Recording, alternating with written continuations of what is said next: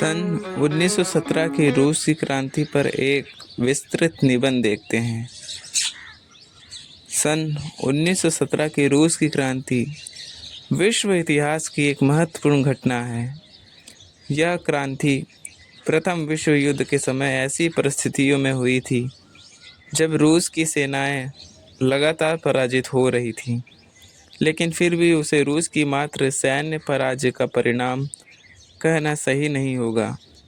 हाँ, यह सत्य है। युद्ध ने क्रांति के प्रक्रिया में आग में घी कार्य अवश्य किया है। विगत कई दशकों से रूस की निरंकुश जारशाही प्रणाली की जड़ों को खोखला अवश्य कर रही थी। क्रांति की झलक 1905 ईस्वी में देखने को मिली, किंतु तत्कालीन समय में इस रूस की जारशाही उस क्रांति का दमन करने में सफल रही थी। जार निकोलस द्वितीय ने शासन सुधारों घोषणा करके ड्यूमा की स्थापना का वचन देकर जनता के पुनः क्रोध शांत किया, परंतु जार ने पुनः प्रतिक्रियावादी बना धारणा कर लिया। रूस में वैधानिक शासन को आग लगा दिया। इसके फलस्वरूप जनता में क्रांति की ज्वाला भीतर ही भीतर अधिकाधिक सुलगती गई और अंत में 1917 की वह महान बोल्शेविक क्रांति हो गई, जिसने रूस में आमूल परिवर्तन कर दिया और रूस की निरंकुश जारशाही सदा सदा के लिए दफन कर रूस को एक साम्यवादी देश के रूप में परिवर्तित कर दिया। रूस में दो क्रांतियां हुई। वह शायद यह कहना अधिक ठीक होगा कि क्रांति तो एक ही थी, किंतु इसके अध्याय दो थे। इसका राजनीतिक अध्याय मार्च की क्रांति कहलाता है, जो मार्च 1917 में हुई। उसने निरंकुशता के भाग्य को अंत कर दिया, जार को सिंहासन से हटा दिया। इस क्रांति का दूसरे अध्याय नवंबर की क्रांति कहलाता है, जिसे बोल्शेविक क्रांति भी कहते हैं, और जिसके फलस्वरूप मजदूर जनतंत्र का उदय हुआ। उसके पूर्व की हम मार्च 1917 और नवंबर 1917 की क्रांतियों, जो व्यवहार में एक ही क्रांति के दो अध्याय थे, का वर्णन करेंगे। यह उपयुक्त होगा कि क्रांति के कारणों को जान लें। क्रांति के कारण 1917 रूस की क्रांति के कारण कुछ तो पिछले इतिहास के गर्भ में छिपे थे और तत्कालिक थे। पूर्ववर्ती या प्राचीन कारण। पहला, जार की निरंकुशता। रूस के सभी जारों ने जनता पर क्रूर अत्याचार किए। जार निकोलस प्रथम की निरंकुशता तो अपनी ही सीमा लांघ गई। अब जनता क्रांति तैयारियां करने में लगी और मौके की ताक में रही। रूस ने अपने अधिकृत राज्यों में भी रूस की स्थापना एवं रूस के नियमों को बलपूर्वक स्थापित कर दिया। इसने उन राज्यों में रूस के निरंकुश शासन के विरोध में भारी आंदोलन शुरू कर दिए। पोलैंड, फिनलैंड तथा यहूदियों ने निरंकुश शासन का तख्ता पलटने का प्रयत्न किया। दूसरा पॉइंट, जार का अयोग्य। 20वीं सदी के प्रारंभ में रूस का शासन स्वेच्छाचारी एवं निरंकुश था। जार दैवी सिद्धांतों में विश्वास रखता था। उसमें राजनीतिक और कूटनीतिक कुशलता की कमी थी। उसे शासन पद्धति का भी ज्ञान नहीं था। वह रूस की परिस्थितियों में अनभिज्ञ था। तीसरा पॉइंट, लोकतंत्र की मांग। 1905 में रूस की राज्य क्रांति फलस्वरूप रूसी जनता संवैधानिक शासन की मांग करने लगी और जार निकोलस प्रथम ने शासन सुधारों की घोषणा की। पार्लियामेंट ड्यूमा की स्थापना की गई। इससे जनता को कुछ राहत मिली, पर निकोलस ने ड्यूमा के प्रभाव को हर तरह कुचलने की चेष्टा की। उसने बार बार ड्यूमा को भंग किया। इसके अतिरिक्त मताधिकार को अत्यंत संकुचित बनाकर तृतीय ड्यूमा में निरंकुशवादियों को भर दिया। इन सब कारणों से जनता का रोष बढ़ता गया। चौथा पॉइंट, सैन्य असंतोष। प्रथम महायुद्ध में रूसी सेना वीरता से लड़ी, किंतु 1915 के रसद में कमी होने की लगी। युद्ध सामग्री के लिए विदेशों पर निर्भर रहना पड़ा था। काफ़ी संख्या में सैनिक मर गए थे। इन घटनाओं से सैनिक असंतुष्ट हो गए और क्रांति को बल मिला। पांचवा पॉइंट, किसानों की दयनीय स्थिति। रूस कृषि प्रधान होते हुए भी कृषि क्षेत्र में पिछड़ा होता गया और अधिकांश किसान घोर गरीब की आजीविका व्यतीत करने लगे। व्यवहार में उनकी स्थिति अर्धदासों जैसी थी। अतः रूस के कृषक असंतुष्ट थे और अपनी स्थिति सुधारने के लिए किसी भी आंदोलन में सहयोग देने को तैयार थे। किसानों में बढ़ते हुए असंतोष को देखते हुए कुछ भूमि संबंधित सुधार किए गए, लेकिन वे सर्वथा पर्याप्त थे। भूमिहीन किसानों को समस्या नहीं सुलझ सकी और किसानों की दरिद्रता नित्य प्रति बढ़ती रही। युद्धकालीन कष्टों ने किसानों के दबे हुए विरोध और रोष को भड़का दिया और रूस में क्रांतिकालीन परिपक्व होने लगा। श्रमिकों का असंतोष। रूसी श्रमिकों की दशा भी किसानों के समान दयनीय थी। औद्योगिकीकरण गति तीव्र होने से श्रमिकों की संख्या निरंतर बढ़ती जा रही थी और उनके कष्ट भी कम होने के बजाय बढ़ रहे थे। रोजगार की तलाश में भूमिहीन कृषक औद्योगिक केंद्र में पहुंच रहे थे और उधर कारखाना मालिकों की नीति यह थी कि उनकी असहाय स्थिति में लाभ उठाकर उन्हें मजदूरी कम से कम दी जाए, जबकि उनके काम अधिक से अधिक लिए जाएं। श्रमिक बहुत ही दीनहीन हालत में थे। सातवां पॉइंट, गैर रूसी जातियों में असंतोष। ज़ारशाही ने गैर रूसी जातियों के साथ कठोरता व व्यवहार किया। विशेषकर अंतिम 2 जारों के समय गैर रूसी जातियों के साथ जो अमानुषिक अत्याचार किए गए और उनकी धार्मिक भावनाओं को जिस प्रकार कुचला गया, उसने रूसी विद्रोह बना दिया। वे उस अवसर पर इंतज़ार करने लगे जब ज़ारशाही के खिलाफ बगावत हो और इस तरह निरंकुश शासन ने उन्हें मुक्त मिल सके। आठवां पॉइंट, समाजवाद का विकास। 19वीं सदी के अंतिम चरण में रूस में समाजवादी 2 दलों में विभाजित हो गए। क्रांति समाजवादी दल, सोशलिस्ट रिवॉल्यूशन तथा सामाजिक लोकतंत्र दल, सोशल डेमोक्रेट पार्टी। क्रांतिकारी समाजवादी दल का नेतृत्व मध्यवर्गीय बुद्धिजीवियों के हाथ में था।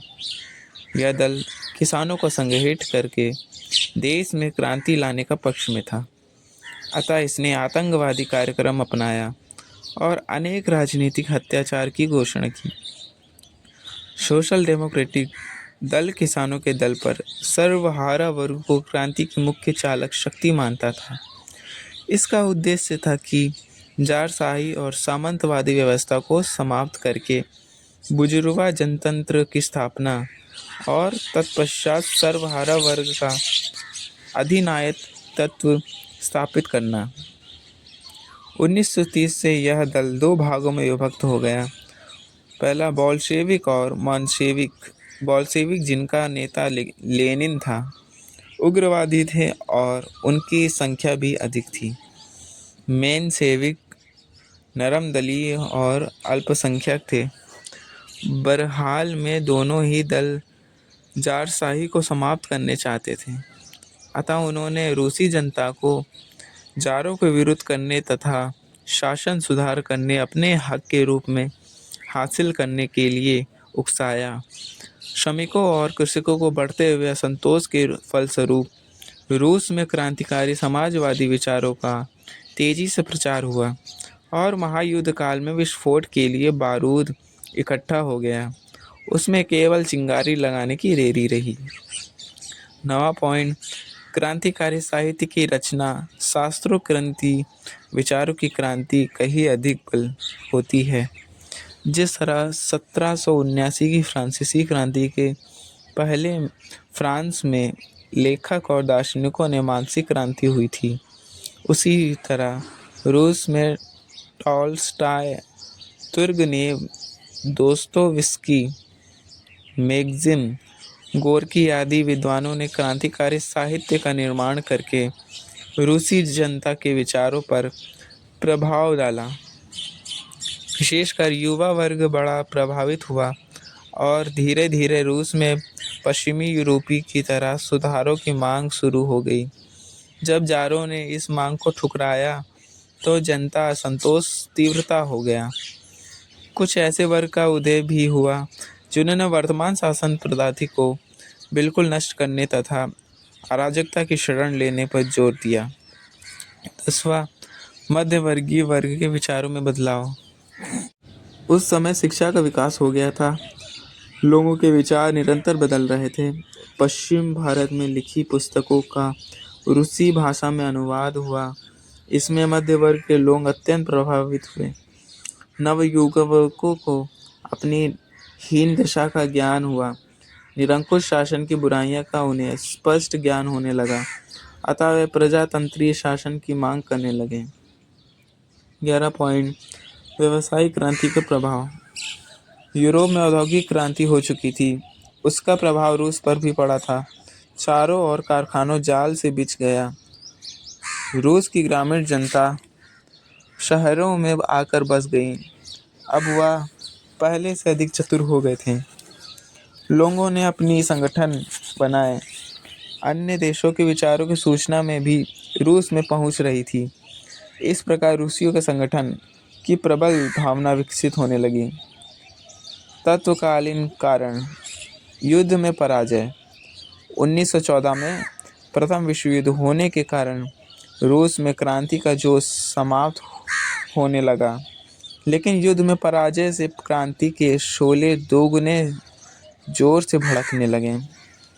1917 के प्रारंभिक महीनों में पूर्वी मोर्चे पर रूसी सेना की पराजय की खबर आने लगी। रूस की फौज चारों ओर से हारने लगी और नाना कष्टों की पीड़ित जनता युद्ध में जारशाही की पराजय से बौखला उठी। इन परिस्थितियों में फौज में राजद्रोही भावना घर कर गई। अकाल की स्थिति। 1917 में अकाल की स्थिति पैदा हो जाने के कारण जनता में त्राही मच गया, लेकिन सरकार ने इस ओर कोई ध्यान नहीं दिया।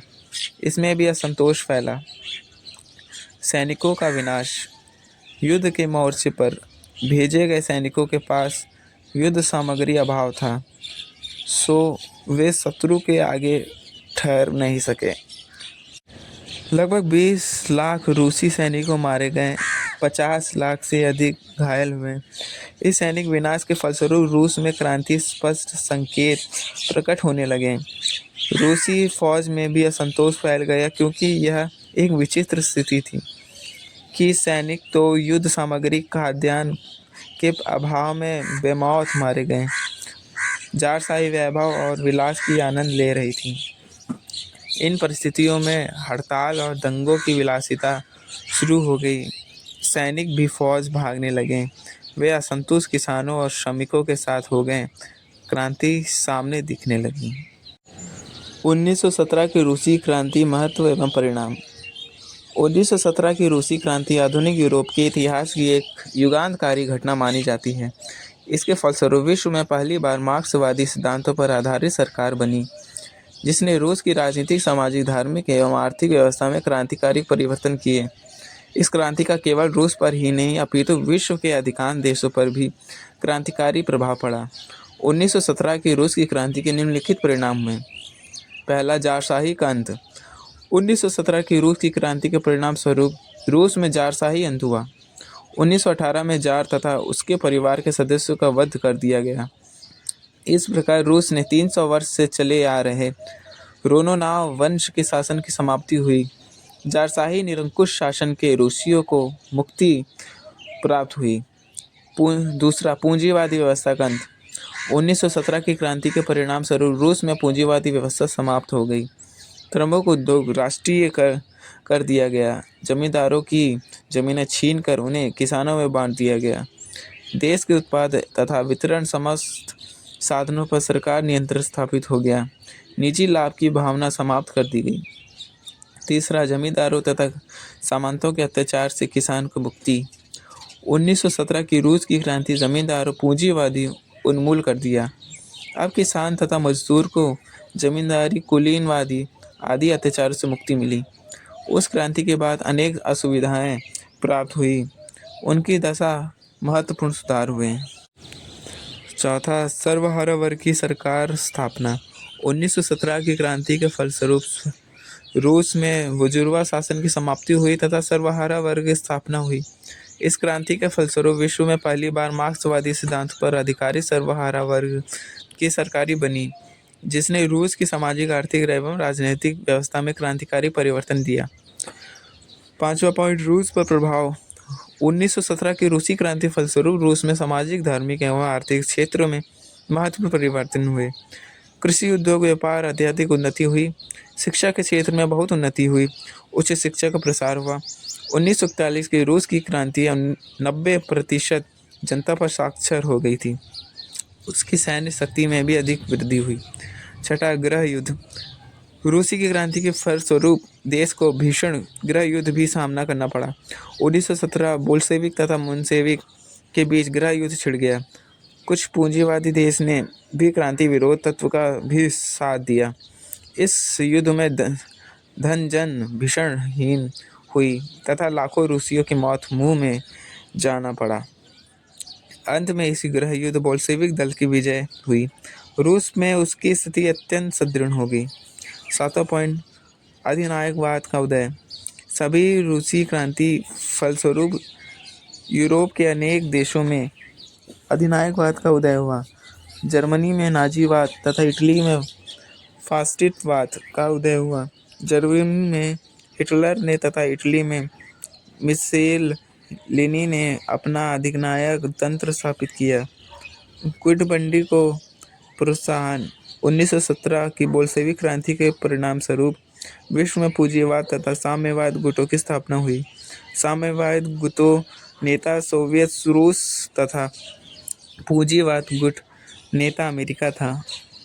दोनों गुट एक दूसरे के प्रभाव को नष्ट करने के लिए भरसक प्रयत्न करने लगे, जिसके फलस्वरूप अंतर्राष्ट्रीय क्षेत्र में तनाव उत्पन्न हुआ। राष्ट्रीय आंदोलन को प्रोत्साहन। 1917 की रूस की क्रांति साम्राज्यवाद को आघात पहुंचा।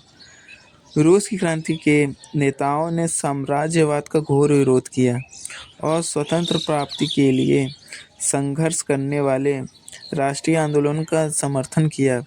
अतः एशिया और अफ्रीका के अनेक देशों में साम्राज्यवादियों के चंगुल से मुक्ति पाने के लिए राष्ट्रीय आंदोलन उठ खड़े हुए। रूसी क्रांति के परिणामों पर प्रकाश डालते हुए डॉक्टर M.L. शर्मा ने लिखा है कि नवंबर 1917 की क्रांति, जिसे बोल्शेविक क्रांति भी कहते हैं, विश्व इतिहास में अनूठी क्रांति थी, जिसने रूस में नवीन साम्राज्यवादी ढांचा स्थापित किया। इस क्रांति के फलस्वरूप विश्व में पहली बार मार्क्सवादी सिद्धांत पर आधारित सर्वहारा वर्ग की सरकार बनी, जिसने रूस की काया पलट कर दी तथा इस क्रांति में विश्व में साम्राज्यवादी विचारों का प्रचार किया। क्रांति से न केवल जारों की निरंकुश शासन का सदा के लिए खत्म हो गया, बल्कि रूस में आर्थिक, सामाजिक तथा राजनीतिक क्षेत्रों में पूंजीपति की कुलीन वर्गों का प्रभाव भी समाप्त कर दिया गया।